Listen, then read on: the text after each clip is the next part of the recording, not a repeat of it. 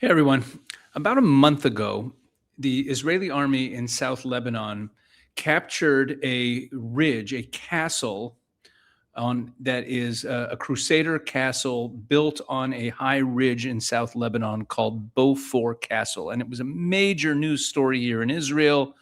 Prime Minister Netanyahu spoke about it. It was spoken about by the defense minister. It's a very important turning point in the war.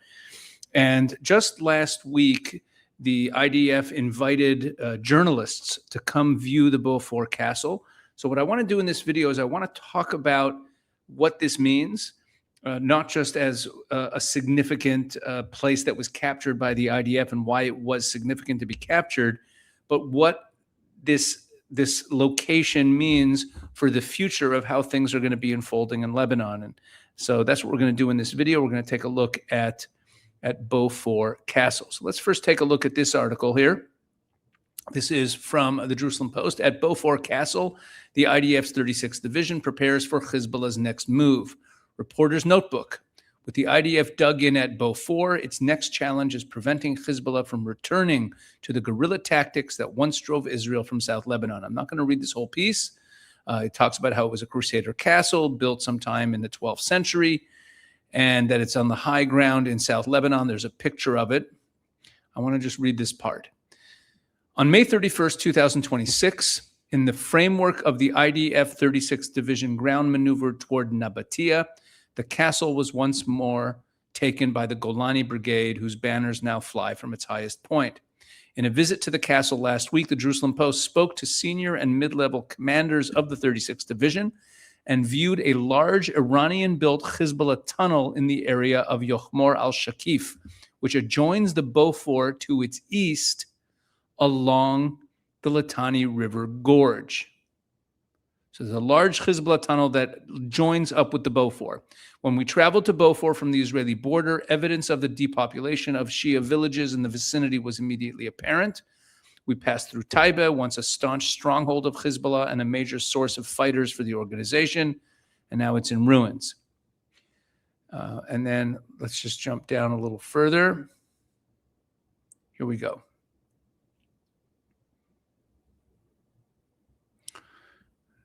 Here. In the tunnel at Yochmor al-Shakif, a masked lieutenant colonel of the Yahalom unit. The Yahalom unit is the elite unit of the combat engineers in Israel. They're the most elite unit within it. Showed the assembled reporters an array of Hezbollah ordnance and equipment captured during the fighting. The weaponry and equipment are testimony to the organization's de facto status as a wing of a state army. Anti-tank systems, anti-aircraft gun for use against helicopters, fully equipped unit for surgery, and of course, rifles, helmets, uniforms, ammunition. You know, we think about terrorists, we think about guys running around with machine guns. It's way more sophisticated. The tunnel is about 1 kilometer long, high and wide enough for a grown adult to easily walk within it. There are fully equipped bathrooms and shower units and kitchen areas at regular intervals along it. The atmosphere, as one goes deeper into the tunnel, becomes fetid and close. The construction of these tunnels, hewn out of solid rock in difficult terrain, was nevertheless a considerable feat of engineering. While the 36th Division's commanders and spokespeople refer to them as Iranian tunnels, it's interesting to note that North Korean engineers brought their expertise to this area.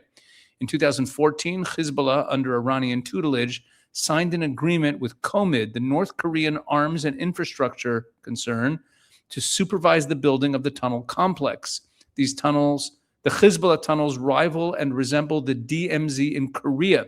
They enabled the organization's fighters to live, move, and fight underground. Okay, so that's the written report here in the Jerusalem Post. Now, what I want to do is I want to play you a clip. It's a Hebrew clip, but I'm going to do a voiceover. It's a clip that aired on Israeli cable news TV on Channel 14, and I'm not going to do the whole clip, just about 1.5 minutes of this clip, and I'm going to read to you in English just so you get the visual while it's playing. So here we go. Let's pick it up from here. Hopefully, I'll get my timing right on the clip. I'll try to keep it right. Here we go. It must be said that this entire mountain is full of more and more enclaves, each with a role of partial fortification for Hezbollah terrorists. In other tunnels, we saw medical treatment rooms, and all of this is actually part of the same big problem for the IDF, the threat of drones and UAVs. Over time, things changed. Hezbollah turned the fortress that was exposed above ground into one point in a very sophisticated large tunnel network over 1 kilometer long. What you see here is actually a very wide entrance into a very long tunnel, and inside this tunnel we found many weapons. Some of them, as you can see here, these weapons were used by the terrorists against the residents of the north. This time, too, the battle for Beaufort was tough, fast, and dangerous, but was marked as a success. One of the reasons for the decrease in drone launches is the takeover of this very fortress. This point is a strategic point that controls the area completely, as if not perhaps nearby, but a terrorist standing here can look and see from his home. This is essentially what makes Beaufort Beaufort. These tunnels, the narrow corridors where a terrorist can hide while a soldier passes in the adjacent corridor, and this is only part of a huge place where we are. These two officers were part of the leading force. There was an expectation that they might be surprised by what they found here, but the preparation to reach Beaufort took a long time. When they arrived here, they understood how real the threat to the north was from this observation point. Looking back, you can see in a second the significance of this ridge. You can see Metula from here. You can see the insane control from the height of the ridge. The amount of ammunition you find here inside seemingly innocent houses, that you find in ambulances, the amount of ammunition, it's insane. Inside children's rooms, it's simply everywhere, and I was very, very surprised by that. Billions were invested in this fortress, so it's estimated in the IDF, all under the auspices of funding from terrorist money from the octopus Iran, which today watches again as its investment goes down the drain. Along with the entire envelope of all the forces, the brigade actually completed its mission at this stage, and we're currently in the defense stage under the ceasefire, ready for any scenario, ready to return to fighting, determined, prepared for any development that may occur. The IDF is not resting even at this symbolic moment. In the coming days, terrorists are still entrenched. The estimate is that these installations also exist there. This place combines breathtaking natural beauty. Okay, we'll stop it there. I'm sorry, my transcription just missed it a little bit. It's saying that that they're worried that there are terrorists also entrenched, or they suspect that there are terrorists entrenched in a place called Ali Taher. Didn't come up in the translation of the transcript. Ali Taher is right nearby. So I'm going to show this all to you on a map in a moment. So right near Beaufort is another place called Ali Taher, another ridge where there's also tunnels, and where it's believed that there are Hezbollah terrorists who are trapped underground in the tunnels and are there. So we've had a number of incidents there. We just had an incident the other day. IDF eliminates Hezbollah terrorists emerging from a tunnel in Lebanon. IDF forces eliminate a Hezbollah terrorist at a tunnel shaft on the Ali al-Taher Ridge and strike a second suspect vehicle threatening troops in the area. This is from 3 days ago. IDF soldiers on Friday identified a Hezbollah terrorist, just a couple days ago, operating near an access shaft of the underground terror infrastructure at the Ali al-Taher Ridge, within the security zone where IDF soldiers are operating. The terrorist posed an immediate threat to the soldiers and was eliminated in a precise aerial strike. In an additional strike, the IDF eliminated a suspect traveling in a vehicle who posed a threat. IDF soldiers are operating in the Ali al-Taher Ridge area and will not allow Hezbollah terrorists to emerge from the underground terror infrastructure and operate in the area, the IDF stressed. The IDF will continue to remove any threats. In a statement, the IDF revealed that the weapons facilities contained launchers, machine guns, explosive devices, missiles, and additional weapons belonging to Hezbollah. All of this stuff was found there. Okay? And they're also demolishing other tunnels. Okay, let me show all this to you on a map. Let me explain what we're talking about here. Actually, before we look at the map, let's look at this article. This is from an Arab news site. What is South Lebanon's Ali al-Taher Ridge? Why does Israel want it? I'm going to jump down to the key point. What makes Ali Tahir so important? Since deepening its invasion of Lebanon's south in early March, when fighting with Hezbollah resumed, Israel has captured several key sites in the region, most notably the Beaufort Castle, which overlooks large swaths of southern Lebanon and parts of northern Israel. As Israeli forces crossed the Litani River, their eyes were set on the major city of Nabatea, which virtually sits at the center of all southern Lebanon. Ali al-Tahir Ridge overlooks this city from the east. Situated 600 meters above sea level and around 5 kilometers from Beaufort, the ridge would give Israelis a better military viewpoint. The elevation would allow Israel to utilize visual and electronic surveillance systems compared to the lower ground. Israel also claims that the slopes and woodlands which lie east of Ali al-Tahir are used by Hezbollah fighters to launch operations, making control of the highlands a key objective for securing the territory. Whoever controls Ali al-Tahir effectively commands one of the main approaches to Nabatea, making it a highly valuable position in South Lebanon. Now, I'm going to explain everything to you. Here's a map. Okay. On this map, right here, is Metula.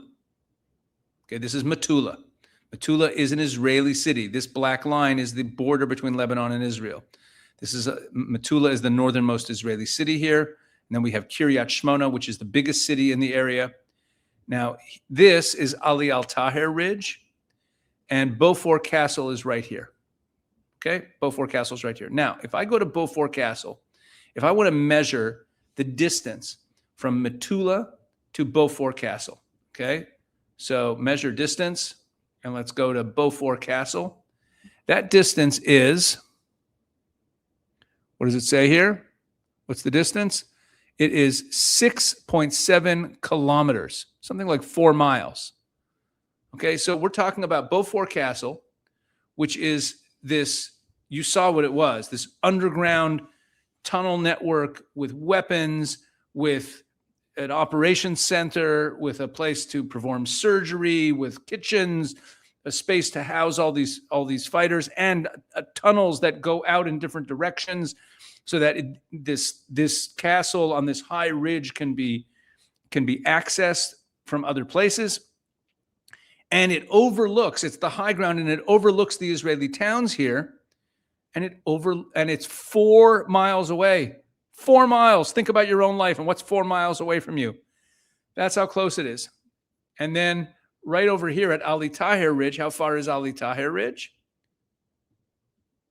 From Metula, it's, how far is it? Not very far.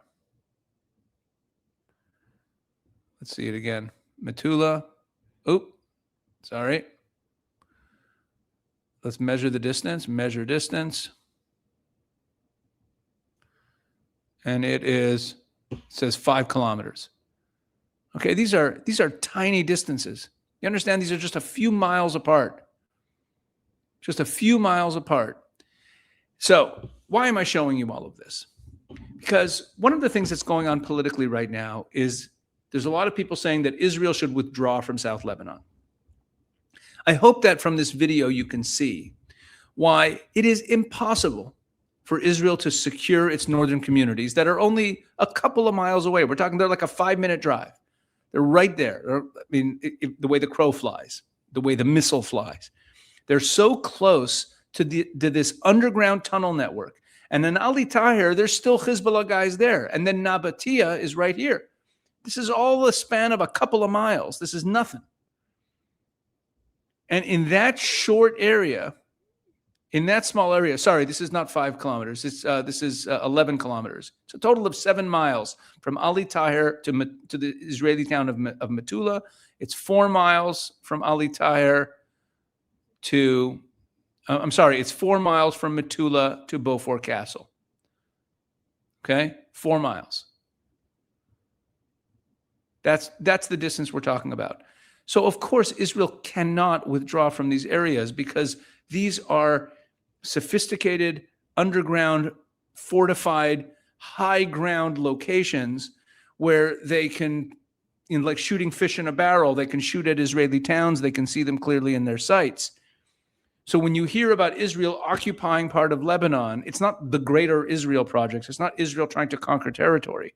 It's Israel needing to secure the safety of its citizens by taking the high ground and destroying these tunnel infrastructures and digging up all these weapons stores that are there, controlling this so that Hezbollah can no longer use this area as a launch pad for drones and rockets and infiltrations. That's what you were seeing in that video. That's what this is about. So that's the point here. Show it to people on a map. Explain to people how close it is. If you're talking to people about Lebanon, oh, Israel's conquering territory, taking Lebanon. We're talking about how much territory they're conquering. 4 miles, 5 miles, 7 miles. Ali Tahir isn't even in the security zone that Israel's holding. It's outside of it. It's a tiny area here, but strategically now you understand why it is so important to Israel's security. I hope that made sense. Now, please be sure to register for the webinar that we're having. We're having a very important webinar on Monday, and we have phenomenal panelists at this webinar. It's incredible how fortunate we are. We have Brigadier General Amir Avivi of the Israel Defense and Security Forum. We have Brian Kennedy, former president of the Claremont Institute and president of the American Strategy Group, Dr. David Wormser of the Center for Security Policy, and Lieutenant Colonel Jonathan Conricas, senior fellow for at the Foundation for Defense of Democracies, all discussing what's going to happen next in the Middle East. Are we headed for regime change? And that is next Monday at 1 p.m. Eastern Time, 8 p.m. in Israel. But if you register, you will receive the full webinar in your inbox, whether you attend it or not. So even if you can't make that time, make sure to register for the webinar so that you can make sure not to miss it. Even if you can't make the time, it's the only way that you can get it emailed to you is by registering. So click the link in the description of this video, Israel365.com/regime, or click on the QR code on your screen and make sure that you are registered for next week's webinar. That's Monday, July 20th, 1 p.m. Eastern Time, 8 p.m. in Israel. Hope to see you all there. God bless.